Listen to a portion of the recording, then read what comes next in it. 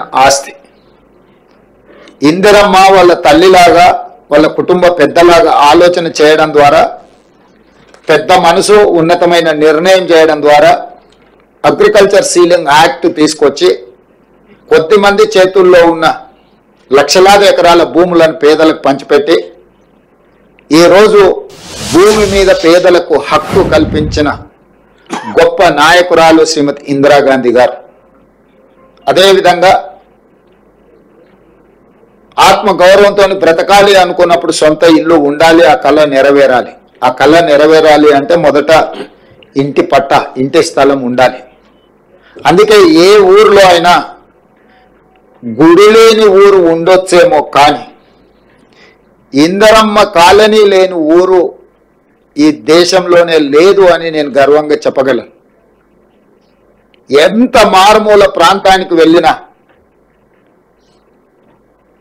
చిట్టడువుల్లో నివసించే ఆదివాసీలకు కూడా ఇందిరమ్మ కాలనీలను, ఇందిరమ్మ ఇళ్ల పట్టాలు ఇచ్చి వాళ్ళ ఆత్మ గౌరవాన్ని నిలబెట్టి వాళ్ళు సొంత ఇంటి కళను నెరవేర్చే విధంగా ఇండ్లు కట్టుకోవడానికి అన్ని రకాలుగా నాకు తెలిసి 10,000 రూపాయలతో మొదలుపెట్టి మొదట్లో 4 తాటాకులు, 10 వెదర్ బొంగులు, 4,000 రూపాయల నగదుతో మొదలైన ఇందిరమ్మ ఇల్లు కాలక్రమేణా రాజశేఖర రెడ్డి గారు వచ్చే వరకు 1,25,000కు పెరుగుకుంటూ వచ్చింది.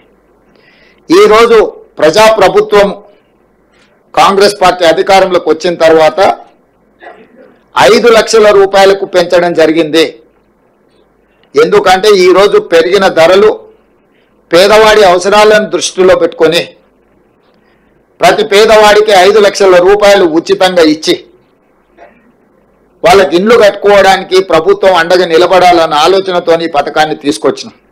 ఇదే కాదు, గతంలో ఇందిరమ్మ ఇండ్లు కొన్ని లోన్ల ద్వారా పేదలకు ఇచ్చిన ఇండ్లు ఉన్నాయి.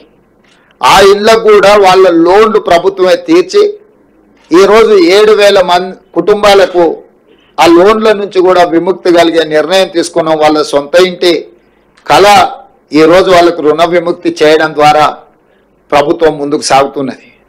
అందుకే ఈరోజు గృహ నిర్మాణ శాఖ మంత్రివర్యులు పొంగులేటి శ్రీనివాసరెడ్డి గారు ప్రజాపాలనలో గ్రామ సభల ద్వారా సేకరించిన అప్లికేషన్లను విశ్లేషించడమే కాకుండా అర్హులైన అందరి వివరాలను కేంద్ర ప్రభుత్వానికి అందించి కేంద్ర ప్రభుత్వం నుంచి రావాల్సిన నిధులను రాబట్టుకునే కార్యక్రమాన్ని చేపట్టడమే కాకుండా ఈ కార్యక్రమం లక్ష్యం ఎంత గొప్పదైనా అమలులో లోపాలు ఉంటే పూర్తిగా ప్రభుత్వ విశ్వసనీయత దెబ్బతింటుంది, పేదవాళ్ళకు అన్యాయం జరుగుతుందన్న ఆలోచనతోటి ఒక గొప్ప లక్ష్యంతో ప్రజాపాలనలో వచ్చిన అప్లికేషన్లు పరిశీలించడమే కాకుండా సాంకేతిక నైపుణ్యాన్ని, ఆర్టిఫిషియల్ ఇంటెలిజెన్స్ను జోడించి ఏ ఒక్క ఇల్లు కూడా అనర్హులకు అందకూడదు, అర్హులైన వాళ్ళకే ఇల్లు చెందాలి అన్న ఆలోచనతో నూతనంగా ఒక యాప్ తీసుకొచ్చి ఆర్టిఫిషియల్ ఇంటెలిజెన్స్ ద్వారా ప్రతి స్థాయిలో, పునాది స్థాయిలో, గోడల స్థాయిలో,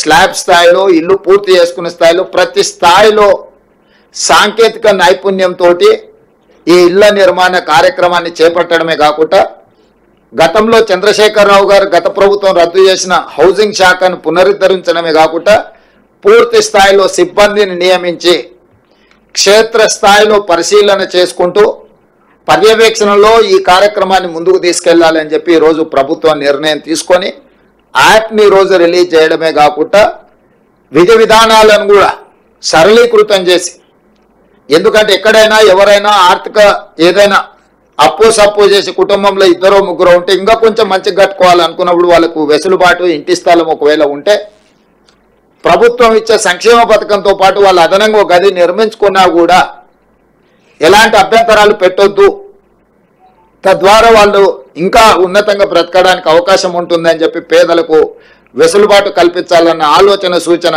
మా మంత్రి గారు చేయడంతో ఉప ముఖ్యమంత్రి గారు నేను కూడా ఇది మంచి సూచన అని చెప్పి వాటిని ఆమోదించడం జరిగింది. లేకపోతే ఈ నిబంధనలు పెడితే కింది స్థాయిలో తప్పిదం జరగడానికి కూడా కొంత అవకాశం ఉంటుంది. సో తప్పిదాలు జరగకుండా ఉండడానికి పేదలకు ఏది మేలు జరుగుతుందో పేదలకు న్యాయం చేయడానికి అవసరమైన అన్ని నిర్ణయాలు పారదర్శకంగా తీసుకోవాలనేది మా ప్రభుత్వం యొక్క ఆలోచన. ఆ ఆలోచనలో భాగంగా మొదటి సంవత్సరము ప్రతి నియోజకవర్గానికి 3,500 ఇండ్ల కేటాయింపులో భాగంగా 4,50,000 ఇండ్లకు 5 లక్షల రూపాయలతోని పరిపాలన అనుమతి ఇవ్వడం జరిగింది. ఈరోజు ఈ యాప్ను ప్రవేశపెట్టడం ద్వారా లబ్ధిదారుల ఎంపిక ప్రక్రియ పారదర్శకంగా సరళీకృతంగా జరగడానికి అవకాశం కలిగింది. అందుకే ఈరోజు తెలంగాణ పేదలందరికీ ఇది ఒక పండుగ. ఇందిరమ్మ రాజ్యంలో నిజంగా పేదలు ఇంటి ముందు వెలుగులతో పండుగ చేసుకునే సందర్భము. పెద్దలు అందుకే అన్నారు, ఇల్లు కట్టి చూడు పెళ్లి చేసి చూడు అని. ఇల్లు కట్టించే బాధ్యత మేం తీసుకుంటాము. ఇంట్లో యుక్త వయస్కు పెళ్లికి వచ్చిన వాళ్ళ బాధ్యతను పెళ్లి చేసి ఆ కుటుంబ సభ్యులు తీసుకోవచ్చు. ఎందుకంటే ఈ ఇల్లు కట్టుకొని ఆత్మగౌరవంతో వారి ఇంటి ముందే వాళ్ళ పండుగ కార్యక్రమాలను చేపట్టుకోవడానికి ఇది అవకాశం ఇస్తుంది. అదేవిధంగా ఈరోజు మీరు అనుకోవచ్చు, లబ్ధిదారులు చాలా మంది ఉన్నారు, ఏ రకంగా ఎంపిక చేస్తారని. అత్యంత నిరుపేదలు మొదటి ప్రాధాన్యత. అత్యంత నిరుపేదల్లో దళితులు, గిరిజనులు, ఆదివాసీలు, వ్యవసాయ కూలీలు, పారిశుద్ధ్య కార్మికులు, దివ్యాంగులు, ట్రాన్స్జెండర్లు, నిరుపేదలే చాలా మంది ఉన్నప్పుడు ఇందులో ప్రాధాన్యత దళితులు, గిరిజనులు, ఆదివాసీలు, వ్యవసాయ కూలీలు, పారిశుద్ధ్య కార్మికులు, దివ్యాంగులు, ట్రాన్స్జెండర్, వీళ్ళకి మొదటి ప్రాధాన్యత ఇవ్వడం జరుగుతుంది వరుస క్రమంలో. ఎందుకంటే ఒక ప్రాధాన్యత అంటూ లేకపోతే రాజకీయ పైరవీలకు ఒత్తిడికి అవకాశం ఉంటుంది. ఈ ప్రాధాన్యత క్రమంలో వీళ్ళకి కేటాయించడం జరుగుతుంది.